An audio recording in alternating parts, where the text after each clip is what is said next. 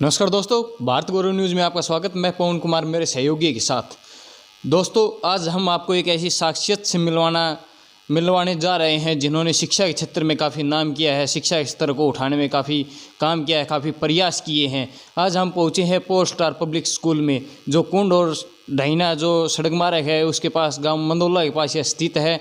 आज हम जो इसके चेयरमैन हैं इनसे बातचीत करवाएंगे। पोल स्टार पब्लिक स्कूल के जो बच्चे हैं उन्होंने स्टेट लेवल और डिस्ट्रिक्ट लेवल पे काफ़ी अच्छे काम किए हैं और चेयरमैन साहब से बातचीत करते हैं और पूछते हैं स्कूल के बारे में। सर नमस्कार। पवन भाई, बहुत बहुत हार्दिक अभिनंदन आपका पोल स्टार स्कूल के प्रांगण में पहुंचने पर। सर, जैसे कि हमने पोल स्टार स्कूल के बारे में काफ़ी सुना हुआ था कि बच्चों को अच्छी शिक्षा दी जा रही है और जो शिक्षा के स्तर को है उठाने का कार्य किया जा रहा है, किस तरीके से बच्चों को शिक्षा दे रहे हो, किस तरीके से बच्चों को पढ़ा रहे हो? पवन जी, शिक्षा के क्षेत्र में नए नए आयाम सिर्फ मैं नहीं, हमारा पूरा दक्षिण हरियाणा ही स्थापित कर रहा है। जो एक लो हमारे बहादुर सिंह जी ने शुरुआत करी थी आज से 25-30 साल पहले, और वो लो आज एक चिंगारी बनकर कहीं ना कहीं बहुत बड़ा रूप ले चुकी है। और मैं उसी एक कड़ी का सबसे नया मेहमान हूँ। पिछले 8 साल से पोल स्टार स्कूल के माध्यम से मैं बच्चों में एक शिक्षा का अंकुर जो मैंने जागृत किया है वो आज एक पेड़ बन चुका है। और ये बच्चे आज डिस्ट्रिक्ट लेवल पे, स्टेट लेवल पे और नेशनल लेवल पे नए नए कीर्तिमान रचते जा रहे हैं। हमारे दक्षिण हरियाणा से पहली बार कोई बच्चा, पोल स्टार स्कूल का बच्चा, वो भी आपका पूरे हरियाणा में फर्स्ट पोजीशन और ऑल ओवर इंडिया में 4th पोजीशन ड्राइंग कंपटीशन में जो लेके आया, धवाना गांव का सचिन लड़का। तो ये लगातार जो प्रयास हुए, लगातार जो मेहनत करी गई बच्चों पे, ये सिर्फ और सिर्फ उसका नतीजा है। जो संस्कार हमने बच्चों में दिए, जो एक शिक्षा को रटवाने की पद्धति से अलग हटकर समझाना और बच्चा उस चीज़ में इंटरेस्ट ले, वो जो हमने चीज़ें स्टार्ट करी, जिस बच्चे को पढ़ाई में मज़ा आया और उसने हमें रिजल्ट दिए।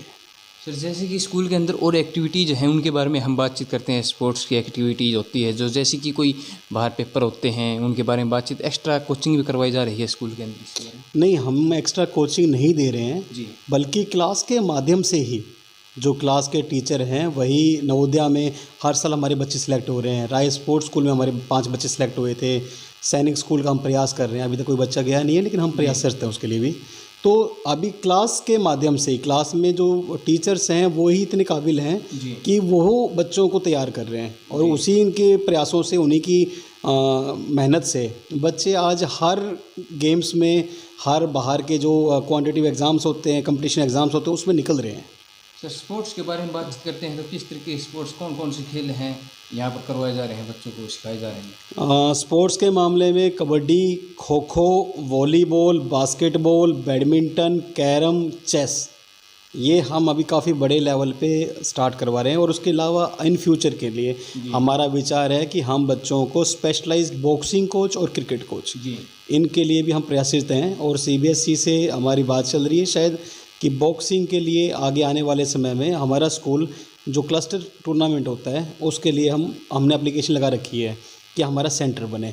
जो भी पूरा नॉर्थ जोन है अपने CBSE का, उसका सेंटर बनने की। सर, जैसे कि हम बातचीत करते हैं कि 1 साल पहले लॉकडाउन लगा था और बच्चों को शिक्षा के क्षेत्र में काफ़ी परेशानी आई थी, उनको पढ़ाई करने में काफ़ी परेशानी आई थी। तो उस समय आपने किस तरीके से बच्चों को पढ़ाई करवाई और किस तरीके से उनका सहयोग किया पढ़ाई के अंदर? पवन जी, हमने उस समय पे जैसी जैसी सुविधाएं अवेलेबल थी, क्योंकि वो एक दौर ऐसा था सभी के लिए नया था, चाहे वो बच्चों की बात करें चाहे वो शिक्षकों की बात करें, दोनों के लिए एक नया दौर था। बहुत सारे हमारे टीचर ऐसे थे जो सिंपल फ़ोन इस्तेमाल करते थे, कीपैड वाला, और एंड्रॉयड फ़ोन उनको लेकर दिया, उनको चलाना सिखाया और उसके बाद उन्होंने ऑनलाइन क्लासेस ली अपनी। व्हाट्सएप के द्वारा होमवर्क चेक होता था, होमवर्क भेजा जाता था। तो ये सारी की सारी प्रक्रिया हमने पूरी करी, लेकिन हमने किसी भी रूप में 1 साल निरंतर हम काम करते रहे ताकि बच्चों की पढ़ाई का कोई नुकसान ना हो।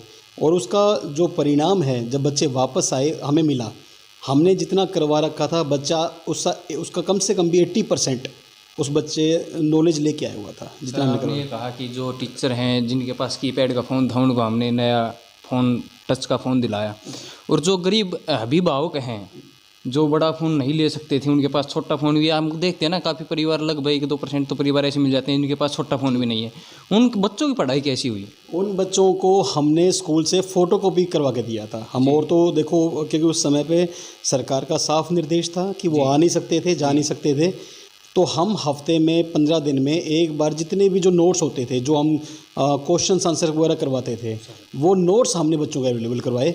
और समझाने का काम जैसे ही स्कूल दोबारा ओपन हुए, हमने वो सारा का सारा सिलेबस वापस लिखवाने की बजाय समझाने का कार्य किया। जी सर, जैसे कि हम आगे बातचीत करते हैं कि जो गरीब बच्चे हैं, आजकल हम ग्रामीण क्षेत्र में देखते हैं कि अपने आसपास के कई गांव ऐसे हैं जिनमें काफ़ी बच्चे गरीब हैं, उनके अभिभावक गरीब हैं, वो कई तो ऐसे हैं कि बड़े स्कूलों में नहीं पढ़ा सकते और कोई बिल्कुल पढ़ा ही नहीं सकते, और जो बच्चे हैं वो पढ़ना चाहते हैं, उनके लिए क्या कुछ कर रहा है पोल स्टार स्कूल?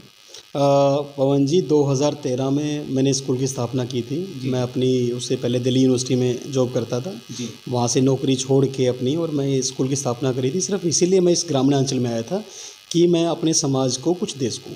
चाहते हो आप उस तरह भी स्कूल कर सकते थे? जी, मैं कहीं पे भी, रेवाड़ी में, महेंद्रगढ़ में, गुड़गांव, दिल्ली में, कहीं पर भी कर सकता था अगर मुझे पैसे कमाने होते तो। लेकिन मुझे सिर्फ हमारे ग्रामीण क्षेत्र के बच्चों को एक अच्छी शिक्षा कम पैसे में वो देनी थी, इसलिए मैं यहाँ पर आया। 2013 से ही मैंने, उस टाइम पे तो ना तो केंद्र में मोदी जी की सरकार आई थी, ना ही हरियाणा में मनोहर लाल खट्टर जी की सरकार आई थी। उससे पहले का मेरा स्कूल है। तो बेटी बचाओ बेटी पढ़ाओ का नारा तो बहुत बाद में आया। हमने 2013 से ही लड़कियों की एडमिशन फ़ीस माफ़ कर रखी है आज तक।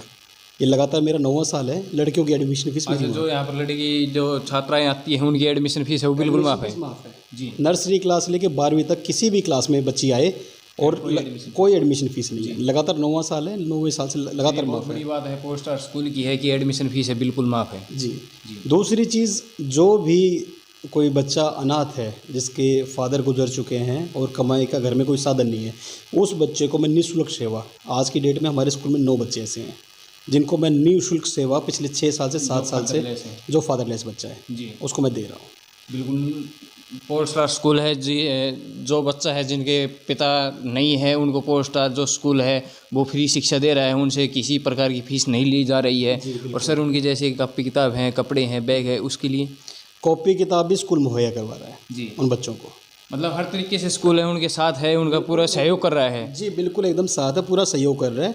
उसके अलावा भी, ये तो चलो फादरलेस बच्चे की बात होगी, उसके अलावा भी अगर कोई बच्चा आता है जिसकी पढ़ने की इच्छा है, भी हाँ मैं पढ़ना चाहता हूँ, और परिवार निर्धन है, वो मुहैया नहीं करवा सकता है, उन बच्चों को भी हम गोद लेते हैं और उन बच्चों की भी शिक्षा की जिम्मेवारी पोल स्टार परिवार उठाता है। सर पोल स्टार परिवार के पास ऐसे कितने बच्चे हैं? अभी तक कुछ बच्चे होंगे। अभी तक हमारे पास टोटल 17 बच्चे हैं टोटल मिला के, जिसमें 9 बच्चे फादरलेस हैं और उसके अलावा बाकी जो 8 बच्चे हैं वो निर्धन परिवारों से हैं। ऐसे टोटल 17 बच्चे अभी स्कूल में हैं जिनकी पढ़ाई की जिम्मेवारी पोल स्टार स्कूल उठा रहा है।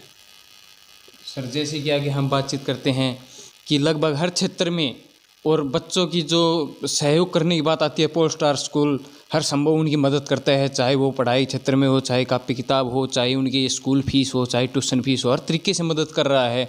तो सर जैसे आगे कुछ जैसे कि कंप्यूटर रूम हो गया, साइंस लैब हो गया, ये सभी सुविधाएं अपने स्कूल अपने पास ही यही हैं? जी बिल्कुल, मैं आपको स्कूल का एक राउंड लगवाऊँगा और आप जो भी फैसिलिटीज़ वगैरह हैं एक बार वो दिखा दी जाएगी। हाँ, उसमें थोड़ा सा वो रखा हुआ है, सामान वगैरह रखा हुआ है, तो एक बार मतलब मैं आपको एक राउंड लगवाता हूँ स्कूल का, और जो जो फैसिलिटीज़ स्कूल में है अवेलेबल हैं मैं वो सारी की सारी आपको दिखाता हूँ एक बार, तो आप भी देखेंगे कि हाँ स्कूल में क्या क्या फैसिलिटीज़ हम प्रोवाइड कर रहे हैं। और साथ में जैसे जिस दिन बच्चे स्कूल में आएंगे, आज छुट्टी का दिन है, तो जिस दिन स्कूल में बच्चे आएंगे तो बच्चों की एक्टिविटीज़ भी अभी 2-4 दिन में क्लासेस लगने वाली हैं एग्ज़ाम के बाद में, तो उस टाइम पे आपको दोबारा पुनः यहाँ पर बुलाया जाएगा। एक बार आप आइए, खुद से एक बार अपनी आंखों से देखिए कि जो जो चीज़ें हमने कही हैं वो यहाँ पर सच में भी मौजूद हैं या नहीं है। बिल्कुल सर। तो मैं पेरेंट्स से भी यही अपील करता हूँ कि किसी भ्रम में ना रह के, कोई भी आपको फ़ीस के रिगार्डिंग में या किसी भी चीज़ के रिगार्डिंग कोई भ्रमित करता है तो उसके किसी भ्रम में ना रह के आप खुद स्कूल में पहुँचें, आप यहाँ पर आएँ, हमसे मिलें, जो बच्चे यहाँ पर पढ़ रहे हैं उनके अभिभावकों से मिलें, और सारी चीज़ों की तसल्ली आप अपने आप से करें, खुद से करें।